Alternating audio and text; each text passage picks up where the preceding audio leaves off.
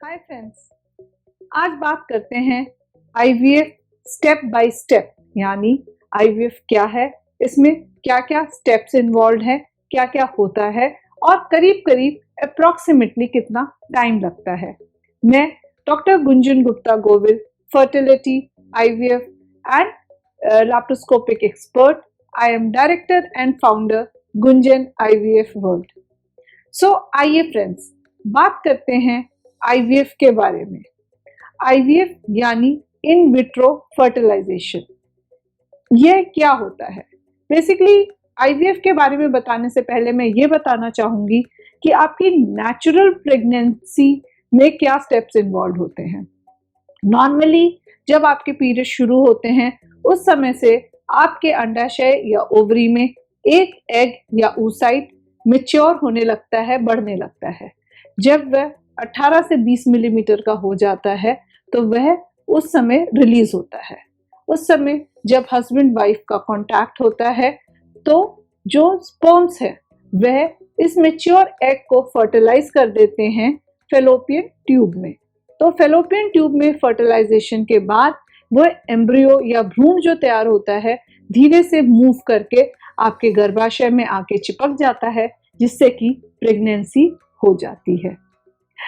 अब यही प्रोसीजर अगर हम टेक्नोलॉजी के द्वारा बॉडी के बाहर रेप्लिकेट कर देते हैं तो उसको हम आईवीएफ या इन विट्रो फर्टिलाइजेशन कहते हैं।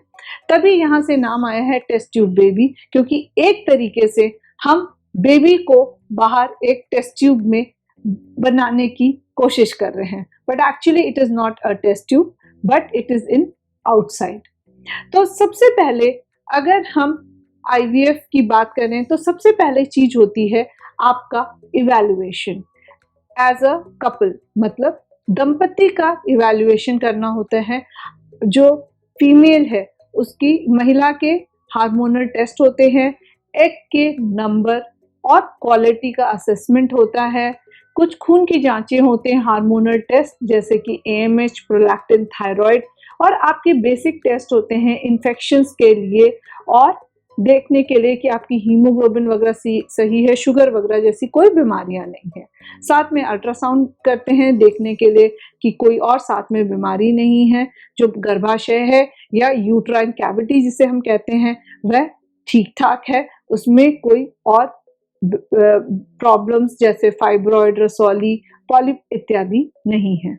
जो हस्बैंड है या मेल पार्टनर है उनका भी हम इवैल्यूएशन करते हैं, देखते हैं कि जो सीमेन है यानी वीर्य जो है उसमें कितने शुक्राणु हैं, उनका नंबर कैसा है, उनका शेप कैसा है, उनकी मोटिलिटी या उनकी चाल कैसी है और इत्यादि इत्यादि। तो फर्स्ट जो स्टेप होता है आईवीएफ में होता है वो एक कंप्लीट इवैल्यूएशन होता है। उसके बाद आपका जो ट्रीटमेंट शुरू होता है वह किस दिन से होता है? देखिए, आईवीएफ का ट्रीटमेंट भी एक नॉर्मल मेंस्ट्रुअल साइकिल या ओव्यूलेशन साइकिल को इन्वॉल्व करता है। तो आपका ट्रीटमेंट भी रूटीन उसी तरह महीने के दूसरे दिन से या तीसरे दिन से जनरली शुरू होता है।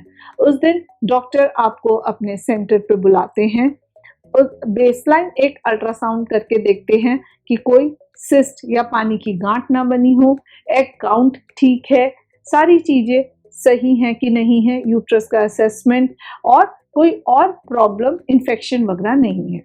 यदि सब चीजें ठीक होती हैं तो हम ओवेरियन स्टिमुलेशन शुरू करते हैं। ओवेरियन स्टिमुलेशन जो होता है उसमें करीब 10 आप कह सकते हो 9 से 12 दिन तक करीब एवरेज इंजेक्शंस लगते हैं।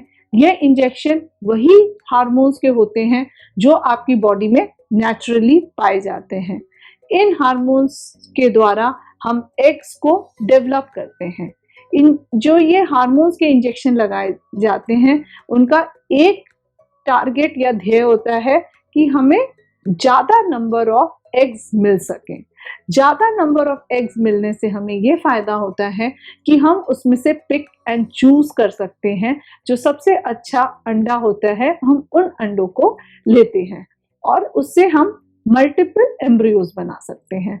तो जो एग डेवलपमेंट के लिए इंजेक्शन शुरू होते हैं, उसके बाद 5 दिन के इंजेक्शन के बाद जनरली छठे दिन या 7वें दिन आपको सेकेंड असेसमेंट के लिए बुलाया जाता है। उस दिन फिर आपका अल्ट्रासाउंड होता है, जिससे आपके अंडाशय में जो डेवलपिंग एग्स होते हैं या ये फॉलिकल्स होते हैं, एग सैक्स कह लीजिए, जिसमें जो एग होता है वो डेवलप हो रहा होता है, उसको असेस किया जाता है। उस हिसाब से डोजेस का मॉडिफिकेशन होता है और फिर जो आपके आईवीएफ स्पेशलिस्ट हैं वो 2 से 3 दिन बाद, डिपेंडिंग अपॉन कितनी ज़रूरत है, आपको रिपीट अल्ट्रासाउंड के लिए बुलाती हैं। टारगेट ये होता है कि हम अल्ट्रासाउंड के साथ देख लें कि एग्स कब आपके मैच्योर हो रहे हैं। मतलब हमारा टारगेट ये होता है कि मैक्सिमम एग्स करीब 17-18 मिलीमीटर के हो जाए। जब ये ओवेरियन स्टिमुलेशन का प्रोसेस हो जाता है, लास्ट उसमें जो होता है, हम कहते हैं एक इंजेक्शन, जिसको हमारी भाषा में हम ट्रिगर कहते हैं। बेसिकली वह एक इंजेक्शन होता है, वह इसलिए दिया जाता है कि जो आपके फॉलिकल्स है उसमें जो एग है वो फाइनली मैच्योर हो जाए।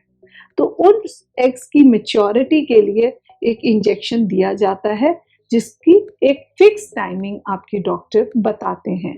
ये बहुत ही इम्पॉर्टेंट इंजेक्शन होता है, इसको ट्रिगर कहते हैं।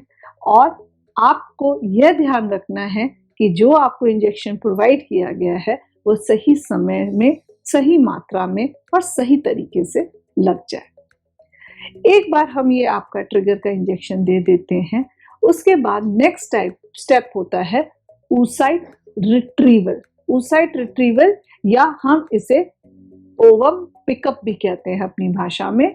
कुल मिला के ये प्रोसीजर ये होता है कि हम अंडाशय से जो एग्स हैं, जो मैच्योर एग्स हैं, उनको हम निकालने का प्रोसीजर करते हैं। ये प्रोसीजर जो है लाइट एनेस्थीसिया में या बेहोशी में किया जाता है। डॉक्टर आपको जो है फिक्स टाइम बताएंगी। ज़्यादातर ये जो oocyte पिकअप होता है वह आपके ट्रिगर से 34 से 36 घंटे के बीच में होता है। इसलिए बहुत ज़रूरी है कि टाइमिंग का ध्यान रखा जाए। जिस टाइम आपके डॉक्टर आपको बोले उस टाइम आप पहुँचिए। ज़्यादातर आपको उसमें खाली पेट नहा धो के आना होता है और फिर बेहोशी दे के एक पतली सी फाइन नीडल के द्वारा अल्ट्रासाउंड गाइडेंस में हम इन एग्स को निकाल लेते हैं। ये एग्स जो हैं निकाल के एक डिश में या एक तश्तरी, आप समझ लीजिए प्लेट की तरह होती है, उसमें जो है न्यूट्रिएंट मीडिया होता है। मतलब उन एग्स के लिए खाना पीना जो है, आप वो समझ लीजिए, वो बहुत ही स्पेशलाइज्ड चीज होती है, उसमें उन oocytes को डाला जाता है। तो ये प्रोसीजर जो है oocyte रिट्रीवल का होता है। इसके बाद एग्स निकाल के जो है एम्ब्रियोलॉजिस्ट को हम हैंड ओवर कर देते हैं। oocyte रिट्रीवल का प्रोसीजर जो है बिल्कुल पेनलेस होता है, क्योंकि ये बेहोशी में किया जाता है, इसलिए घबराने की बिल्कुल बात नहीं।